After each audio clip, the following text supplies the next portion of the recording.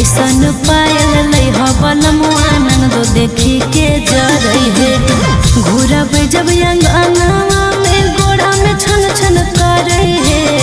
घूरब जब अंगनावा में गोड़ा में छन छन करई है।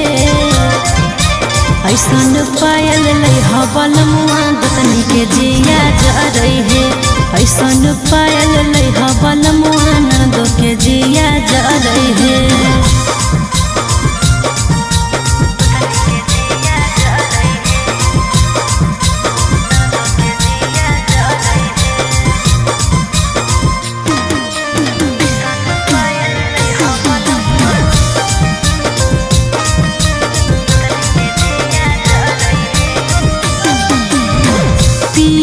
कलर के एगो सड़िया ले हो बंगाल से एगो जी। उठावा के चाही उठल लिया किनली हलाल एगो जी। जी पीला कलर के एगो सड़िया ले हो बंगाल से एगो जी। उठावा के चाही उठल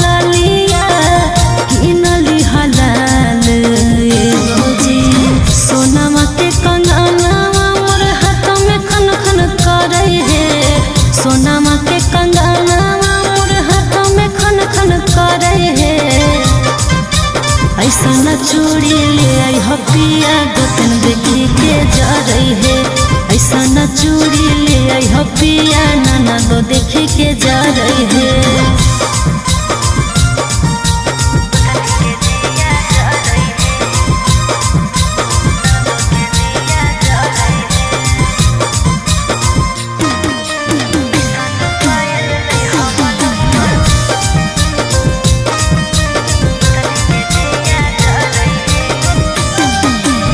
सोना सोना लगो है कलैया हाथ के कंगनावा चाहे जी।